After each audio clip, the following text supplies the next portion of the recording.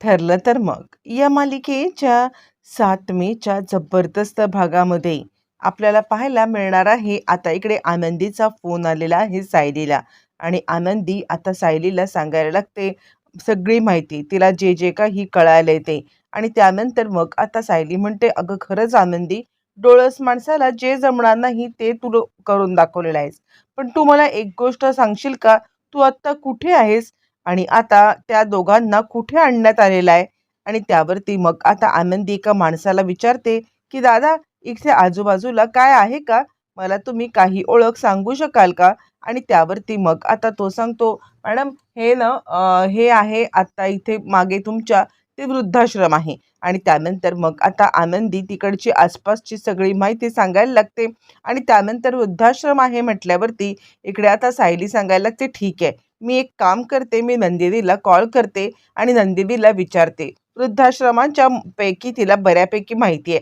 असं म्हणत सायली नंदिनीला कॉल करते. नंदिनीला कॉल करून ती आता सांगायला लागते, "हॅलो नंदिनी, अगं प्रियाने सदा आणि मैना यांना गायब केलंय आणि मला तर कळतच नाही की स्वतःच्या आई-वडिलांशी ती असं कसं वागू शकते." आणि त्यावरती नंदिनी म्हणते, "अगं, वृद्धाश्रमामध्ये अशीच तर लोकं असतात की ज्यांना आता त्यांचे मुलं सांभाळत नाहीयेत आणि त्यांना इतका त्रास देतात ना, अगं काहीही करू शकतात." आणि प्रिया प्रिया तर किती कपटी आहे. ती तर आता कोणत्याही खालच्या पातळीवरती उतरू शकते. तू चिंता करू नकोस. मी तुला सांगते की वृद्धाश्रम कोणता आहे. तू आजूबाजूच्या खुणा सांगितल्यास तर मी लगेचच सांगेन. मग जे आनंदीने सांगितलेलं आहे ते सगळं सायली आता नंदिनीला सांगते आणि नंदिनी बरोबर त्या लोकेशनवरती पोहोचायला निघते. इकडे तोपर्यंत सदा आणि मैना हे दोघं जण बोलत आहेत. त्यावरती मैना सांगत आहे, "काय हो, म्हणजे आता तो तर माणूस म्हटला होता की आपण इकडे पोहोचल्यावरती मग आता सायली आणि अर्जुन हे दोघं जण आपल्याला भेटायला येणार आहेत, पण अजूनपर्यंत दोघं जण का नाही आलेत?" असं म्हणत असताना एक बाई तिकडे येते आणि तुमचं रेग्युलर चेकअप करायला पाहिजे असं म्हणायला लागते. आणि त्यावरती मैना म्हणायला लागते, "नाही नाही, अहो चेकअप करण्यासारखं तसं काही नाहीये, म्हणजे काही झालं तरी सुद्धा आम्ही एकदम फिट आहोत." असं म्हटल्यावर ते म्हणतात, "नाही." ती बाई सांगायला लागते, "काही झालं तरी सुद्धा चेकअप तर तुम्हाला करायला लागेल, हा ना इथला नियम आहे. इकडे आलेल्या प्रत्येकाला रुटीन चेकअप करावंच लागतं." असं म्हटल्यावरती मग आता लगेचच इकडे तिचं चेकअप सुरू होतं. इकडे तोपर्यंत सायलीच्या जीवाची घालमेल सुरू असते. काय झालं असेल? नंदिनीला तो वृद्धाश्रम सापडला असेल का? असं म्हणत सायली आता कंटिन्युअसली कॉल करत आहे. आणि त्याच वेळेला इकडे आता प्रिया एका डॉक्टरांना घेऊन सदा आणि मैना यांच्या समोर आली. आणि त्यानंतर डॉक्टर सांगतात, "हे बघा, बेसिक चेकअप सगळं झालेलं आहे. आता तुम्हाला एक इंजेक्शन द्यावं लागेल, बस, बाकी काहीच नाहीये." आणि नर्स इंजेक्शन द्या असं म्हणत प्रियाला ते इंजेक्शन द्यायला सांगतात. मैना मात्र हुशार आहे. ती प्रियाला ओळखते. "ह्या मुलीला मी कुठेतरी पाहिलंय. काय हो, ही इथे कामाला आधीपासून आहे का?" यावरती डॉक्टर म्हणतात, "हे बघा, तुम्ही पटकन इंजेक्शन घ्या बरं." पण त्याचवरती मैना मात्र प्रियाकडे कंटिन्युअसली पाहत आहे. पण त्याच वेळेला नंदिनीची तिकडे धमाकेदार एंट्री झालेली आहे. सायली आणि अर्जुन हे दोघं जण चिंतेत आहेत. काय झालं असेल, काय झालं असेल? पण तेवढ्यात आता इंजेक्शन देणाऱ्या प्रियाला थांबवत नंदिनी तिकडे आले आणि तिच्या तोंडावरचा मास्क काढती आहे. आणि हे पाहून सदा आणि मैना या दोघांना इतका मोठा धक्का बसलाय. ज्या मुलीला जन्म दिला त्याच मुलीने आज आपल्याला मारण्याचा प्रयत्न केला, हे त्यांना बिलकुल सहन होत नाहीये. आणि दोघंही जण खूपच आता गडबडलेले आहेत. दोघांनाही कळत नाहीये की हे सगळं आपल्यासोबत काय चाललंय. आणि त्यानंतर मग आता इकडे नंदिनी प्रियाच्या थोबाडीत देते आणि स्वतःच्या जन्मदात्यांना मारायची ही प्रिया आता इतकी हे करते आहे. असं म्हटल्यावरती इकडे आता प्रिया सांगते, "नाही आई बाबा, अहो असं काही नाहीये. तुम्हाला माहिती आहे का, मुळातच या सगळ्यामध्ये मला आता समजलं होतं की हा डॉक्टर तुमचा जीव घ्यायला आलेला आहे आणि म्हणूनच तुम्हाला दोघांना वाचवण्यासाठी मी इथपर्यंत आलेली आहे." असं म्हटल्यावरती मग आता ती सांगते, "डॉक्टर, का माझ्या आई वडिलांना मारण्यासाठी आला होता?" त्यावर रंजनी म्हणते, "अगं, तू कितीही खोटं बोललीस ना, तरी तुझं भांड आता फुटलेलं आहे." आणि त्यावरती मग आता लगेचच इकडे महिमा सांगायला लागते, "अगं काय माहिती मी कोणत्या मी पाप केलं होतं, म्हणून आता तुझ्यासारखी राक्षस मुलगी, राक्षस माझ्या पोटी जन्माला आली. खरंच मला कोणत्या गोष्टीचा जितका पश्चाताप होत नाहीये ना, तुला जन्म दिल्याचा तितकाच पश्चाताप मला आता होत आहे." असं म्हणत सदा आणि मैना दोघं जण प्रियावरती चांगलेच चिडलेत आणि मैना तर प्रियाच्या फाटकन एक थोबाडीत देते आणि प्रिया सांगायला लागते, तू माझं ऐक तरी, असं काही नाहीये. म्हणजे आता तुला आणि मला आपल्याला एकमेकींच्या विरुद्ध भडकवण्यासाठी हा सगळा प्लॅनिंग केलेला आहे अर्जुन आणि सायलीने. आणि त्यानंतर इन्स्पेक्टर साहेबांना नंदिनीने बोलवले. पण ऍक्च्युली 6 वाजून गेलेले असतात आणि त्यानंतर इन्स्पेक्टर साहेब म्हणतात, हे बघा, आत्ता हिला आम्ही म्हणजे खरं तर अरेस्ट करू शकत नाहीये. त्यासाठी आम्हाला मॅजिस्ट्रेटची परवानगी लागेल आणि त्यामुळे आम्हाला हिला आत्ता म्हणजे अरेस्ट करता येणार नाहीये या गुन्ह्याखाली की ती विषारी इंजेक्शन देत होती म्हणून. आणि त्यावरती नंदिनी म्हणते, 1 मिनिट थांबा. नंदिनीला ह्या लिगल गोष्टी काही कळत नाहीत आणि म्हणून ती आता अर्जुनला कॉल करते आणि ती अर्जुनला सांगायला लागते, हॅलो अर्जुन, म्हणजे खरं तर आता इकडे प्रियाला मी थांबवलंय, सगळं काही थांबलेलं आहे, सदा मैना यांचा जीव सुद्धा सुखरूप आहे. पण मला तुम्हाला एकच गोष्ट सांगायची आहे आणि ते म्हणजे की खरं सांगायचं तर इकडे इन्स्पेक्टर साहेब असं म्हणत आहेत की ते प्रियाला 6 वाजल्यामुळे आता म्हणजे अरेस्ट करू शकत नाहीयेत आणि त्याचमुळे काय करता येईल यावरती अर्जुन म्हणतो, थांब, मी 2 मिनिटात तुला कॉल करतो. ज्या वेळेला अर्जुन आता 2 मिनिटामध्ये कॉल करतो असं म्हणत आहे आणि त्याच वेळेला अर्जुन थोड्या वेळाने कॉल करून सांगतो, हॅलो नंदिनी, म्हणजे बरोबर आहे, मॅजिस्ट्रेट सोबत माझं फोनवरती बोलणं झालेलं आहे आणि मॅजिस्ट्रेट सोबत फोनवरती बोलणं झाल्या कारणाने त्यांनी मला सांगितलं की खरंच आपण 6 वाजेपर्यंत, म्हणजे 6 वाजून गेलेले आहेत ना, त्यामुळे त्यांना अरेस्ट करू शकत नाही आहोत. पण पण एक गोष्ट आपण मात्र करू शकतो आणि ती म्हणजे प्रियाला इकडे आता घरी घेऊन ये आणि त्यानंतर मग आता तिला इकडे नजर कैदेत ठेवलं ना आजचा दिवस, की उद्याचा दिवस मग तिला अरेस्ट करायचं आहे.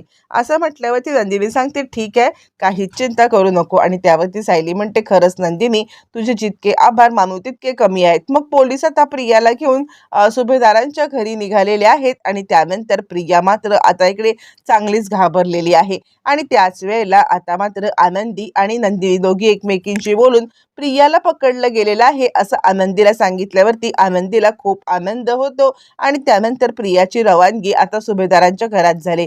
सगळ्याच तिथल्या वृद्धाश्रमातल्या लोकांना मात्र आता महाभयंकर धक्का बसलाय. फायनली पोलीस प्रियाला घेऊन सुभेदारांच्या घरी आलेले आहेत आणि ज्या वेळेला ते आता प्रियाला घेऊन सुभेदारांच्या घरी येतात आणि त्याच वेळेला प्रिया मात्र आता इकडे अशा अवस्थेत बघून सगळ्यांना खूप राग आलेला आहे.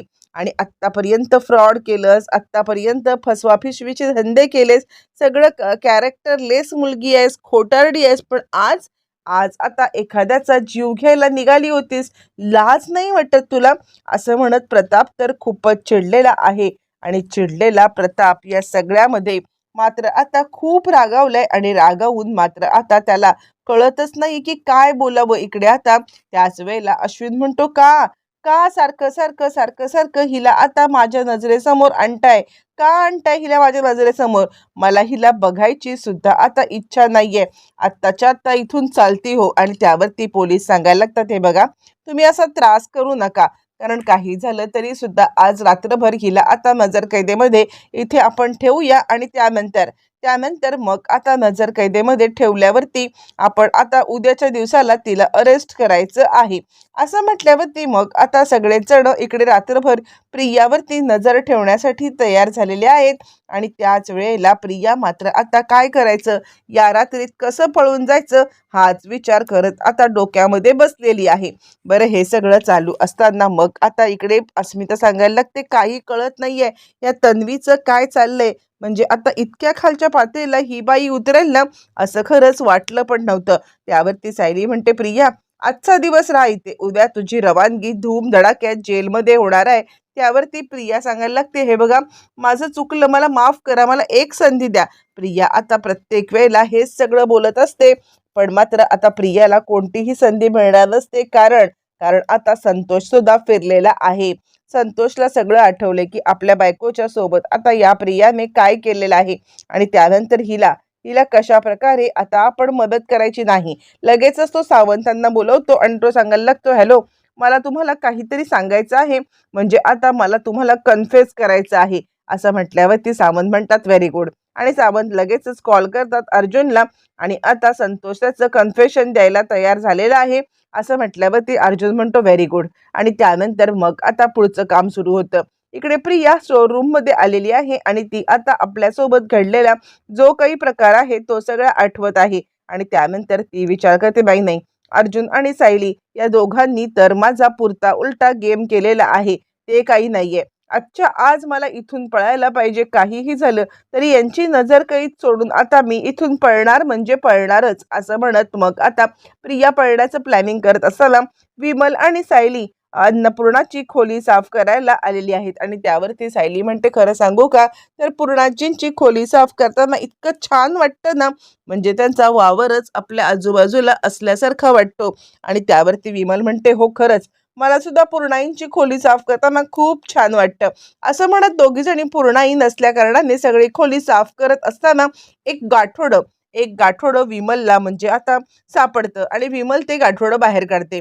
इकडे तोपर्यंत प्रिया विचार करत आहे काय करू आणि त्यानंतर मग आता प्रिया या सगळ्यामध्ये काही विचार करत असतानाच तिला आता विचार येतो की नाही, मी आता माझं काही सामान इकडचं बेसिक घेते आणि पळून जाण्याचा प्रयत्न करते. तोपर्यंत सायलीच्या हातामध्ये जे गाठोडं सापडलेलं आहे ते गाठोडं घेऊन आता सायली बाहेर पडते, म्हणजे ते गाठोडं बाहेर काढते आणि विमल म्हणते हे काय सायली ताई, आणि त्यावरती त्याला आता वरती एक असते ती म्हणजे अर्जुनच्या गाडीची नंबर प्लेट. जे पुरावे प्रियाने आता मात्र अंगणात पुरलेले असतात ते प्रियाने अन्नपूर्णाच्या रूम मध्ये आणून ठेवलेले असतात. नंबर प्लेट, त्यानंतर मग रक्ताने माखलेलं एक जाड गोंदपाट, हे सगळं पाहिल्यावरती वास घाण यायला लागतो. विमल सांगते काय आहे सायली ताई, म्हणजे आता हा किती घाण वास आहे आणि हे सगळं रक्त वगैरे. आणि त्याचवरती मग आता लगेचच इकडे सायली सांगायला लागते काहीच कळायला मार्ग नाहीये, काय आहे हे सगळं. आणि त्यानंतर तिला अचानकपणे क्लिक झालेलं आहे, हे तर आता खरं सांगायचं तर शांताच्या खुनाचे पुरावे असू शकतात का. आणि प्रियाच्या खूप मोठा लपवलेला पुरावा सायलीच्या हातात लागलाय. फ्लॅशबॅक. प्रियाने खरं तर हे सगळे पुरावे गार्डन मध्ये पहिल्यांदा पुरलेले असतात. जी अर्जुनची नंबर प्लेट तिने आता काढलेली असते, जेणेकरून मात्र आता इकडे पोलीस त्याला मागे लागतील. ती नंबर प्लेट काढून आता तिने त्याच्यात ठेवलेली असते आणि शांताला मारल्यावरती ज्या गोंदपाटामध्ये भरून आणलेलं असतं ते रक्ताने भरलेलं गोंदपाट हे आता म्हणजे हे आता इकडे तिने तिकडे त्या पुराव्याच्या मुळे ते सगळे पुरावे गार्डन मध्ये पुरलेले असतात. पण तिला अचानकपणे असं वाटतं की अर्जुन आता गार्डन मधले हे सगळे पुरावे करू शकतो, मिळवू शकतो, म्हणून काय करू मी माझ्या रूम मध्ये ठेवलं तरी सुद्धा अर्जुनला हे सगळं दिसेल. काय करू मी घरामध्ये अशी कोणती जागा आहे की अर्जुन त्याच्यावरती आता मात्र हे करू शकणार नाहीये. काय करू मला काही कळायला मार्ग नाहीये. हा, मी अन्नपूर्णाच्या पूर्णाजीच्या खोलीत ठेवते, म्हातारी अशी तशी तरी मला कधी उपयोगाला येणार आहे ते काही नाहीये, तिच्याच खोलीमध्ये ठेवते. आणि इथेच प्रिया खूप मोठी चूक करून बसलेली असते. प्रियाने ती आता पिशवी अन्नपूर्णाच्या खोलीत ठेवलेली असते जी सायलीला सापडलेली असते आणि त्याचमुळे प्रियाच्या विरोधात खूप मोठा पुरावा त्या आता सायलीच्या हातात लागल्यावरती सायली आता खूपच खुश होते आणि सायली विचार करायला लागते चला विमलताई आपल्याला तर आता मोठा पुरावा सापडलेला आहे. प्रियाला या सगळ्यामध्ये पकडण्यासाठी हा पुरावा खूप मोठा मदतीचा ठरणार आहे असं म्हटल्यावरती मग आता दोघी जणी खूपच खुश होतात. बरं आता इकडे खूप मोठा प्रॉब्लेम होतो. प्रिया रातोरात पळण्याचा प्रयत्न करते, पनवेल सोडून जाण्याचा प्रयत्न करत असताना तिला आता इकडे सायलीची एक मैत्रीण गाठते आणि लगेचच ती सायलीला कॉल करते. त्यानंतर सायली रमाला कॉल करते आणि रमा अगं मला खरं तर या सगळ्यामध्ये आता तुझी मदत लागणार आहे. प्रिया पनवेल सोडून जाण्याचा प्रयत्न करते, तिला थांबवायचंय. रमा म्हणते तू चिंताच करू नको, प्रियाचे 3 तेरा वाजवायला आता ही रमा येणार आहे. आता रमा आणि अजून एक सायलीची मैत्रीण दोघे जणी म्हणून आता प्रियाला असा काही खात्मा करणार आहेत. मंजिरी आणि रमा या दोघी जणी प्रियाचा असा खात्मा करणार की त्यानंतर प्रिया पनवेल सोडून जाऊ तर शकणार नाहीये, पण आता पोलीस तिला पकडणार आहेत.